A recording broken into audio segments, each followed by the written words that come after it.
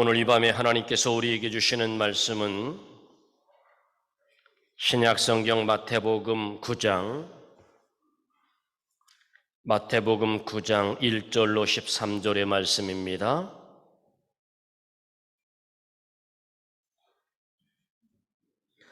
마태복음 9장 1절로 13절의 말씀, 페이지 수로 12쪽에 있습니다.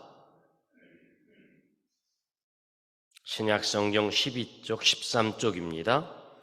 찾으셨으면 아멘합니다. 찾으신 줄 알고 제가 한 절, 여러분들이 한 절 서로 교독하고 끝절은 합독합니다.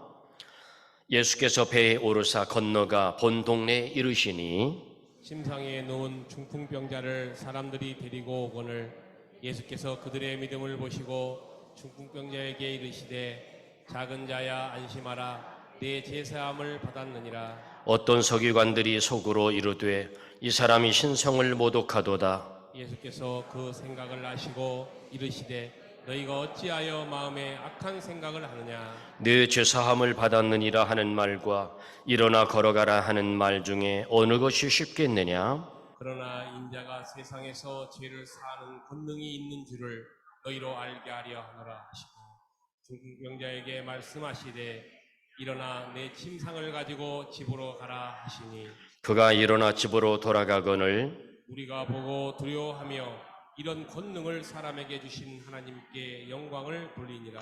예수께서 그곳을 떠나 지나가시다가 마테라 하는 사람이 세관에 앉아 있는 것을 보시고 이르시되 나를 따르라 하시니 일어나 따르니라. 예수께서 마태의 집에서 앉아 음식을 잡수실 때에 많은 세리와 죄인들이 와서 예수와 그의 제자들과 함께 앉았더니 바리새인들이 보고 그의 제자들에게 이르되 어찌하여 너희 선생은 세리와 죄인들과 함께 잡수시느냐? 예수께서 들으시고 이르시되 건강한 자에게는 의사가 쓸데없고 병든 자에게라야 쓸데있느니라. 가서 내가 긍휼을 원하고 제사를 원하지 아니하노라 하신 뜻이 무엇인지 배우라. 나는 의인을 부르러 온 것이 아니요 죄인을 부르러 왔노라 하시니라. 아멘. 저음을 조금 빼주시고 고음을 조금만 올려주시기 바랍니다. 오늘 이 밤에 믿음으로 나와 예배하는 여러분 모두에게 하나님 주시는 약속의 은혜와 믿음의 복이 있길 주의 이름으로 축원합니다.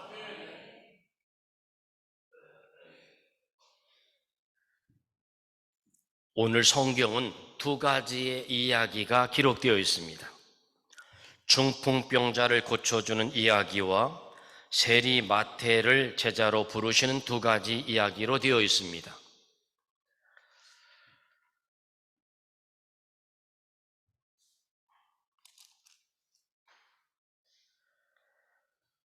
이 두 이야기는 모두 죄 문제가 연결되어 있습니다.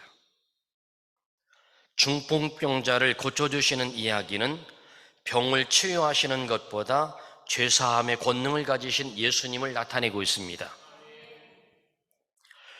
마태를 제자로 부르시는 이야기는 죄로 병든 영혼들을 치료해 주시고 건강한 인생을 살도록 도우시는 영적 의사 예수님을 나타내 주시고 있습니다. 예수님은 죄로 인하여 죽어가는 영적 죽음을 바라보시며 영적 의사로서 선언하십니다. 첫 번째로 네 죄사함을 받았느니라 선언합니다. 너의 죄가 사함을 받았느니라 이렇게 선언합니다. 예수님께서 가다라 지방에서 배를 타고 본 동네 가버나움으로 가십니다. 예수님께서 가버나움에 들어오셨다는 소식을 듣고 많은 사람들이 몰려듭니다. 이때 얼마나 많은 사람들이 몰려왔는지 한 중풍병자를 친구들이 침상에다가 메고 예수님에게 왔지만 사람들이 너무나 많아서 예수님을 만날 수가 없습니다.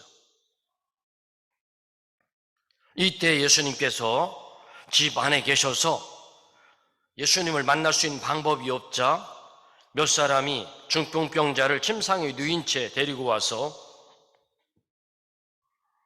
생각하다 못해 예수님이 안에 계신 그 지붕으로 올라가서 지붕 위를 뚫어서 그 친구인 중풍병자를 달아 내려서 예수님이 계신 안으로 드립니다.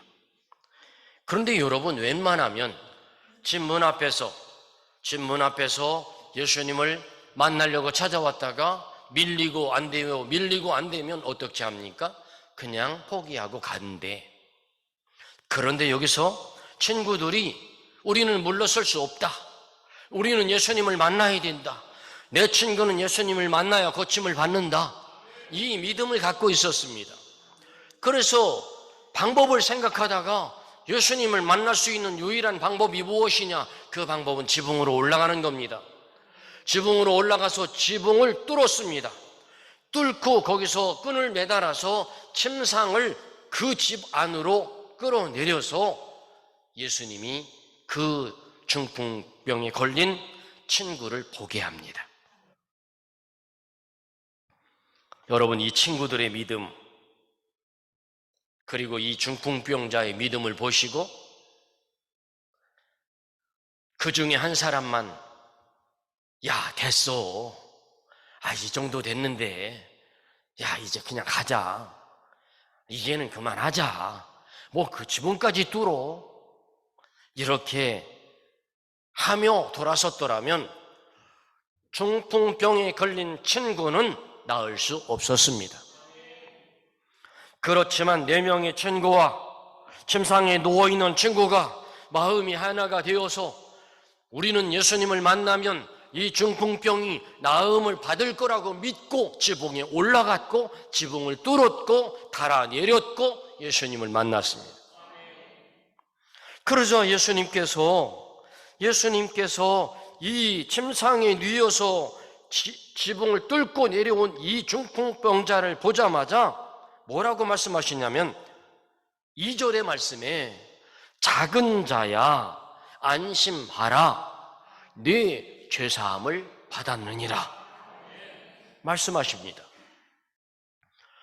여러분, 여기서요 작은 자야 라는 말은 작은 자라는 말도 있지만 아들이라는 말도 들어있습니다. 그래서 여러분, 여기서 예수님은 그 중풍병자를 사랑스러운 믿음 있는 아들로 불러주셨다는 겁니다. 그런데 여러분, 지금 중풍병을 고침받으러 왔어요.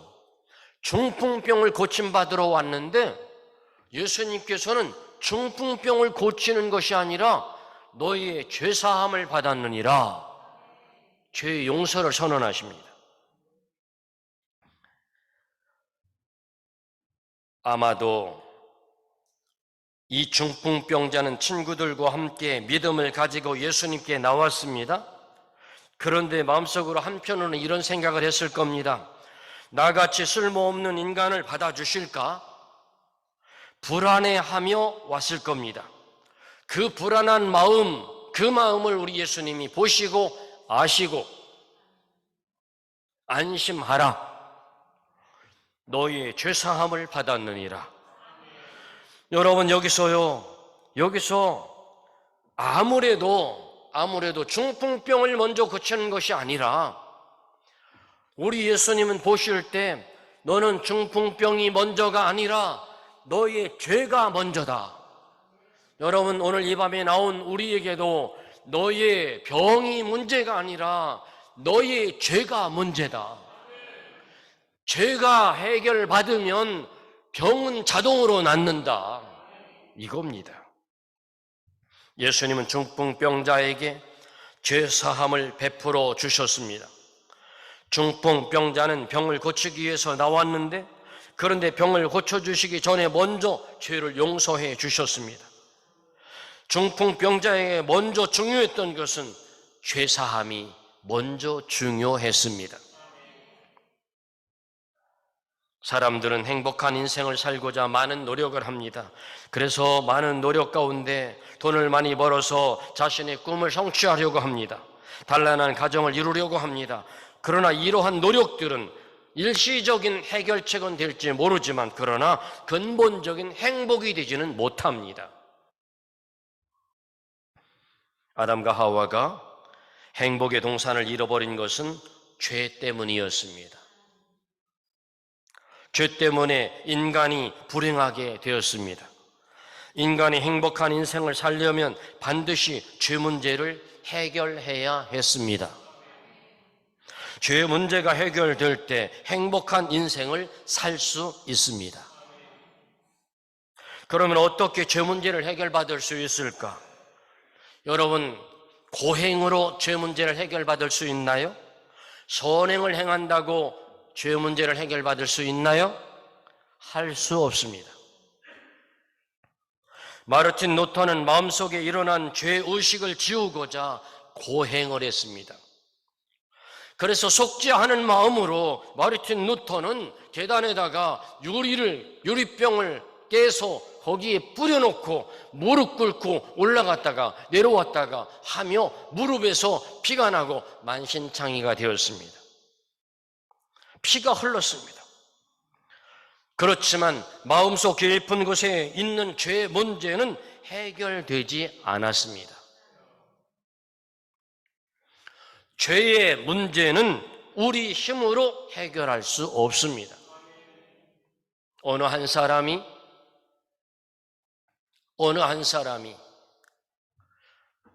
옆에 있는 사람에게 1만 달란트를 빚줬습니다. 그런데 1만 달란트 빚을 진 이가 그 빚을 받아야 될 사람에게 찾아가서 내가 후에 돈이 생기면 갚을 테니 나를 넉넉히 봐달라고 사정합니다. 그랬더니 1만 달란트 빚을 받아야 되는 사람이 그 사정을 보고 그 간절히 요청하는 것을 보고 내가 당신의 1만 달란트 받아야 될 것을 내가 탕감하겠소 라고 선언합니다. 바로 그게 하나님 앞에 살아가는 죄 많은 우리의 1만 달란트를 용서해 주신 겁니다. 그런데 이 사람이 거기서 나와서 길거리를 가다가 나에게 100데나리온 빚진 사람을 만났습니다. 만나자마자 그래 너 잘 만났다 하고 가서 멱살을 쥐어잡았습니다. 멱살을 쥐어잡고 가서 너 왜 내 돈 안 갚아? 가자, 감옥으로 가자 하고 끌고 갔습니다. 그런데 여러분, 이 100데나리온은 돈으로 환산하면 1,000만 원 정도 됩니다. 여기 1만 달란트는 돈으로 환산하면 3조 원 정도 됩니다. 여러분, 우리는 1만 달란트의 이 죄값을 용서를 받았어요. 그런데 나한테 100데나리온 빚진 자를 길거리 가서 만났어요. 만났는데 거기서 1만 달란트 빚 탕감받은 건 생각도 못하고 길거리에서 만난 100데나리온 빚진 자를 향하여 가서 멱살을 쥐어잡고 끌고서 관청에 가서 고소하고 감옥에 가둬버렸습니다. 여러분 어떻게 생각하십니까? 여러분 이것을 우리에게 이렇게 표현합니다.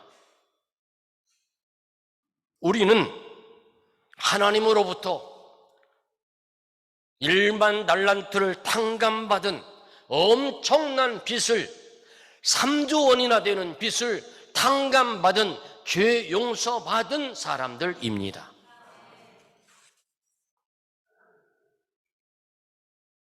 그것은 우리 힘으로 도저히 갚을 수 없는 겁니다. 그 빚은 우리 힘으로는 도저히 어떻게 해결할 수 없는 겁니다. 다만 우리 예수님의 일방적인 죄사함의 은혜로 말미암아 죄 문제를 해결받을 수 있었습니다. 여러분 오늘 말씀에 중풍병자는 아무것도 한 것이 없었습니다. 다만 믿음으로 예수님께 나왔고 이로 인하여 죄사함을 받았습니다. 여러분, 우리가 살아가면서 우리는 하나님으로부터 1만 달란트 3조 원의 죄값을 탕감받았습니다. 그런데 우리에게 실수하고 우리에게 잘못한 것에 대하여 마치 1만 달란트도 아닌 100데나리온인데 그것을 용서하지 못하고 3조 원이 아니라 30조 원을 마치 받을 사람처럼 질타하고 감옥에 갖다 가두는 우리의 모습이 아닌가 생각해 보시길 바랍니다. 여러분, 우리 모두는 이걸 알아야 됩니다. 믿음으로 예수님께 나왔고 그것으로 인하여 우리는 죄사함을 받았습니다. 누구든지 예수님께 믿음으로 은혜를 구하는 마음으로 나아오면 죄사함을 받을 수 있습니다.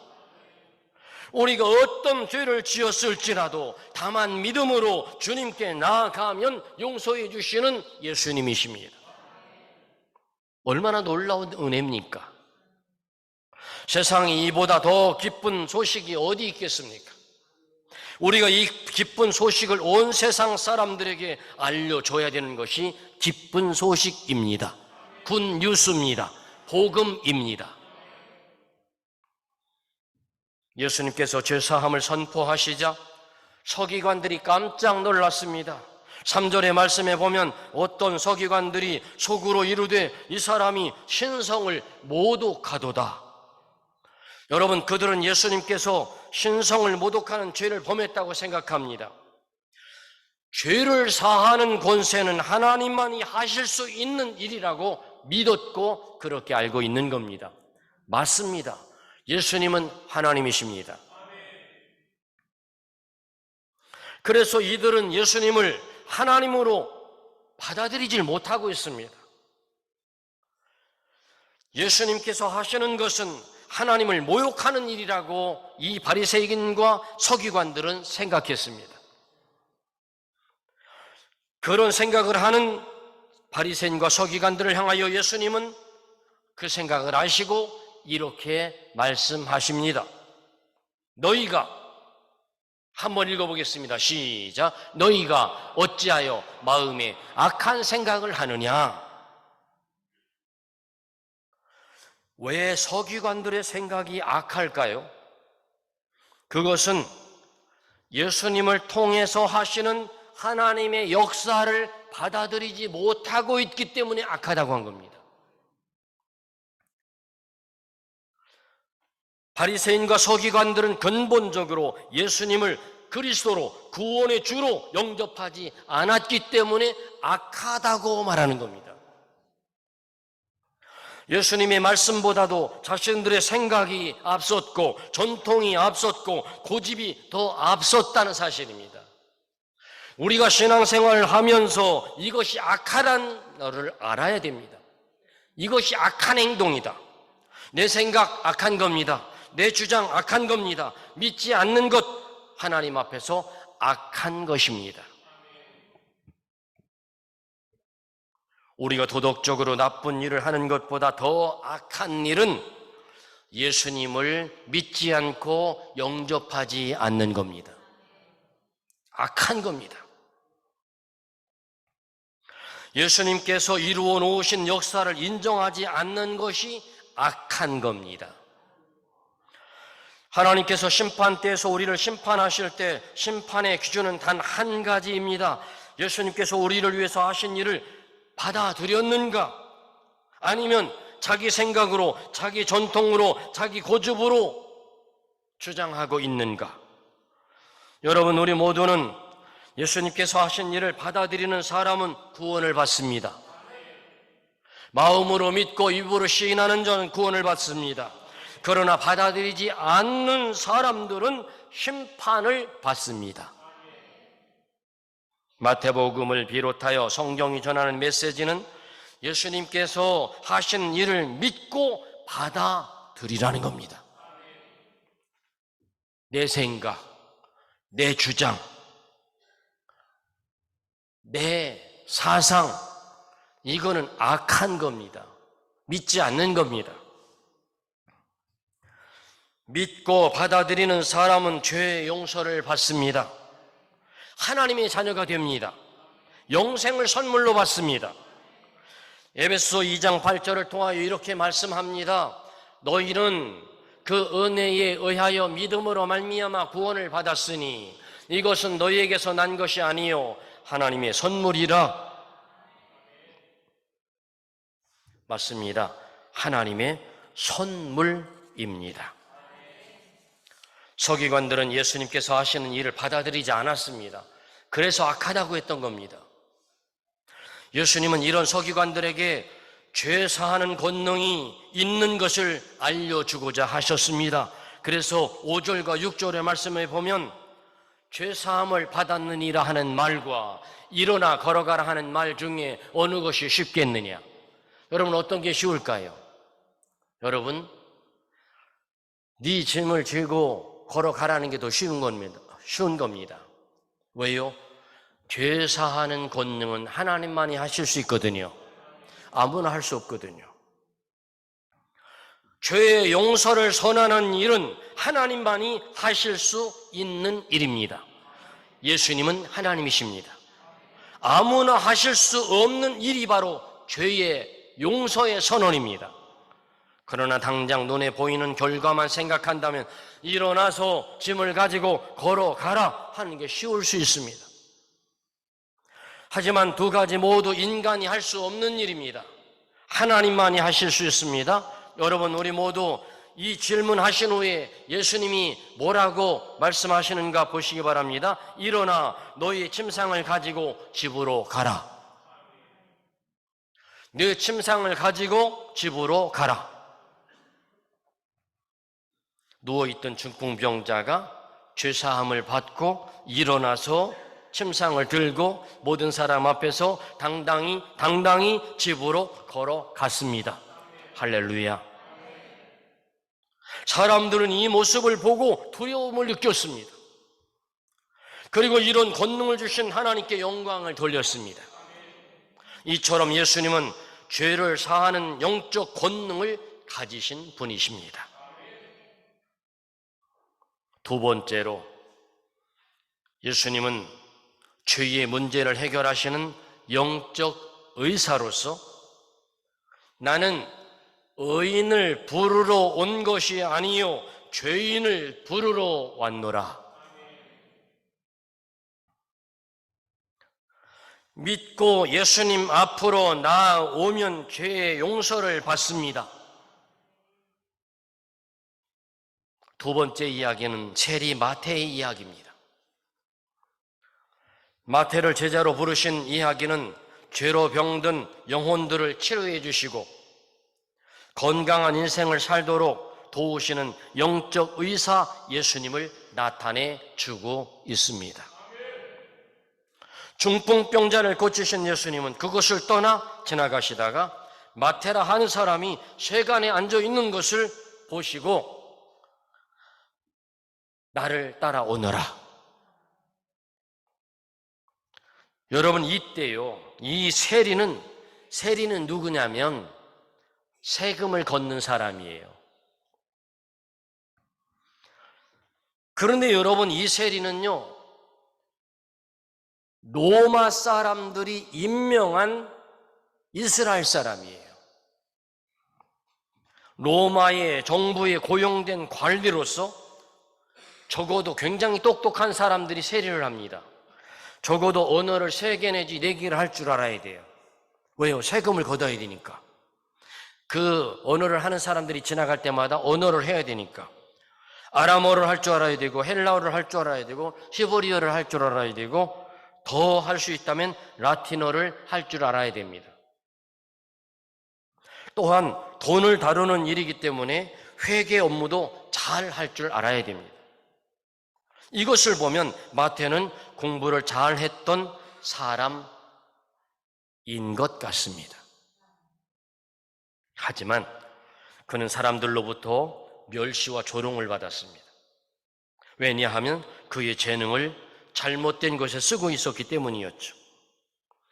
당시 세리, 세무 직원은 공공의 적이었습니다. 세리는 로마 정부에 고용되어 이스라엘 백성들로부터 세금을 거두어들이는데 로마 식민지 백성이었던 유대인들은 로마 정부의 관리 노릇을 하는 이 세리에게 세금을 내야 됐습니다. 경멸의 대상이었습니다. 민족의 배반자였습니다. 세리가. 이런 취급을 받고 살아가다 보니까 이 마태는, 이 세리는 괴로웠습니다.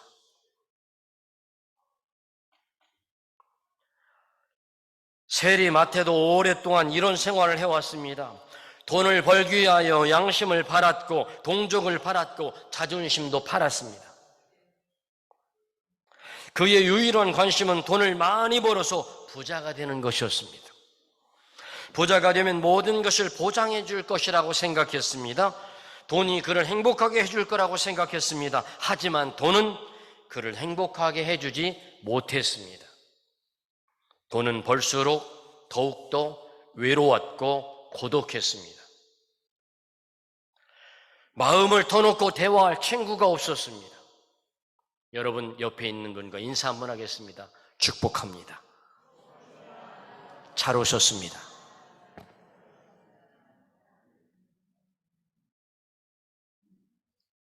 사람들은 그를 정죄하는 눈으로 보고 욕을 했습니다. 그러나 예수님은 세관에 앉아있는 마태 세리를 보고 예수님이 직접 찾아오셨습니다. 마태가 찾아간 게 아니었습니다. 예수님이 찾아오셨습니다. 사람들은 나쁜 사람이라고 정죄하고 욕을 하지만 예수님은 그를 사랑과 긍휼의 눈으로 보시며 찾아오셨습니다. 그의 외로움을 보았고 그의 고독을 보았고 그의 죄의식을 보았고 신음하는 마음속을 보았습니다. 뿐만 아니라 지금은 이럴지 모르지만 지금은 영적으로 병들어 있지만 그러나 이 영적인 병이 고침받으면 변화를 받아서 위대한 하나님의 종으로 쓰임받을 수 있을 거라고 예수님은 보았습니다. 그래서 마태에게 찾아갑니다. 그리고 사랑스러운 말로 말합니다. 다른 말 한마디도 하지 않습니다. 나를 따라오너라. 아멘. 나를 따라오너라. 다른 사람들은 다 정죄하고 욕하는 사람을 다정스럽고 사랑스러운 눈으로 바라보시며 마태야 나를 따라오너라. 이 말씀은 예수님의 제자가 되라는 말씀입니다. 세리의 삶을 청산하고 이제부터는 예수님을 따르며 인생을 살아라 라고 한 말씀이었습니다. 사랑하는 성도 여러분, 이 밤에 우리 모두 나를 따라오너라 말씀하시는 주님의 음성을 들으시고 세상을 위하여 살지 말고 주님을 위하여 사는 우리 삶이 되기를 주의 이름으로 축원합니다.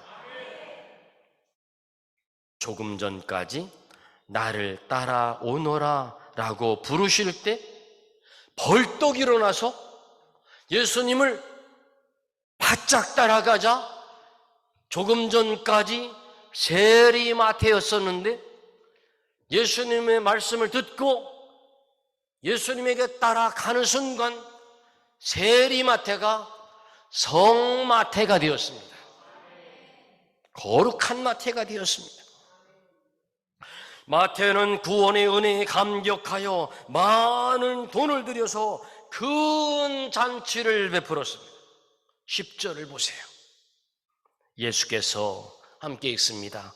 마태의 집에서 앉아 음식을 잡수실 때에 많은 세리와 죄인들이 와서 예수와 그의 제자들과 함께 앉아 있더니 큰 잔치를 베풀었습니다. 돈이 아깝지 않습니다.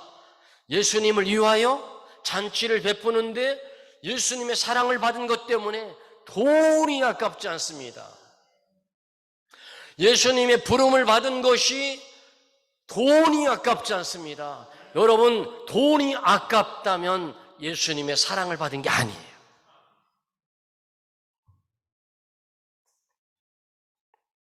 당시 유대인들은 죄인들과 함께 식사하는 것을 아주 나쁘게 봤습니다. 경건한 사람은 죄인들과 함께 어울려서 안 된다고 생각했습니다.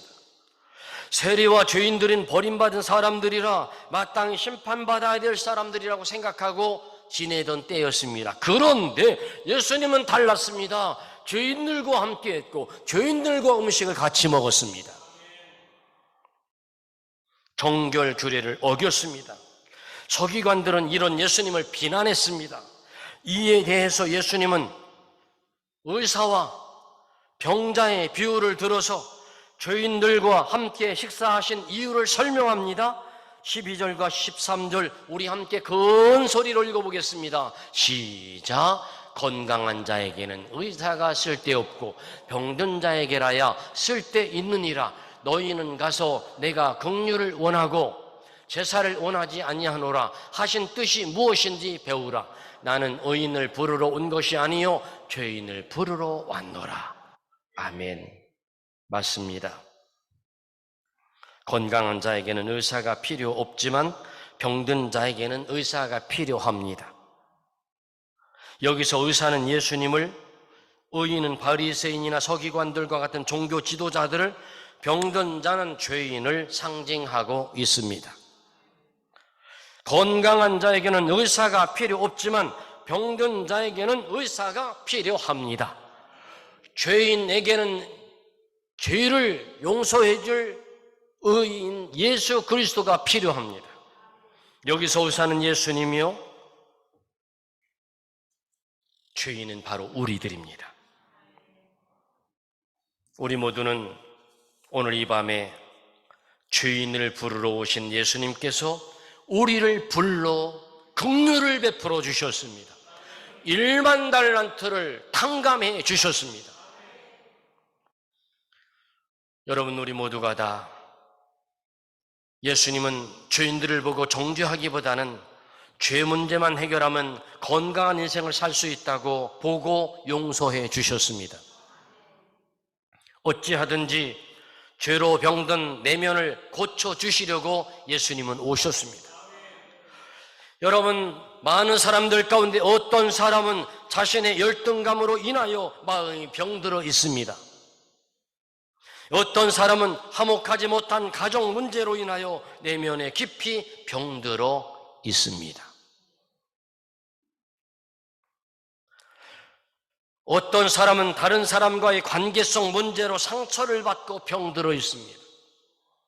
무엇보다도 우리는 죄로 인하여 하나님의 형상을 잃어버리고 영혼이 깊이 병들어 있습니다. 그래서 의사 예수님이 필요합니다. 그래서 의사, 만 주의 주요, 만 왕의 왕이시요, 의사 중에 의사이신 예수님이 우리는 필요합니다. 세상의 의사들은 우리의 이런 병을 치료할 수 없습니다. 죄 문제를 해결해 줄 수 없습니다. 죄로 병든 우리의 마음과 영혼은 예수님만이 치료하실 수 있습니다. 왜냐하면 예수님은 죄인을 부르러 오셨기 때문입니다. 만일 예수님께서 의인을 부르러 오셨다면 우리 중 한 사람도 죄에서 구원을 받지 못했을 것입니다. 그러나 예수님은 의인을 부르러 오지 않으시고 나 같은 죄인을 부르러 오셨습니다. 예수님은 죄인을 부르러 이 땅에 오시고 죄인들을 위하여 십자가에 달려 물과 피를 다 흘려 주셨습니다. 죽은 지 사흘 만에 죽은 자 가운데서 부활하심으로 사망 권세를 이기시고 승리하셨습니다. 예수님의 용서의 사랑은 죄로 병든 내면을, 우리 속사람을 치료하는 힘이 있습니다. 오늘 이 밤에 여러분 속사람이, 상처가 예수님의 보혈의 피로 치유되기를 바랍니다. 여러분, 예수님의 은혜와 긍휼은 상처난 마음을 치료하는 능력이 있습니다. 예수님의 말씀은 우리의 열등감과 운명을 극복하게 하는 권세가 있습니다. 예수님은 죄로 인하여 몸과 마음과 영혼이 병든 우리를 하나님의 말씀과 거룩한 사랑으로 치료해 주십니다. 누구든지 예수님께 나아가 병든 나의 삶의 마음을 치료받을 때 누구든지 건강한 사람이 될 수 있습니다. 예수님만이 우리 인생의 질병의 치료자 되십니다. 예수님 앞에 나아가 병든 몸과 마음의 상처를 치료받으시기를 주님의 이름으로 축원합니다. 기도합니다. 하나님, 나는 죄인을 부르러 왔노라 말씀하시는 하나님, 오늘도 이 밤에 하나님의 성호를 찬송하며 나 같은 죄인을 위하여 오신 예수님을 믿습니다. 영접합니다. 1만 달란트 탕감받은 것을 기뻐합니다. 행복해합니다. 우리 사랑하는 모든 성도들 삶에 기쁨과 행복이 깃들게 하여 주옵소서. 예수님의 이름으로 기도하옵나이다. 아멘.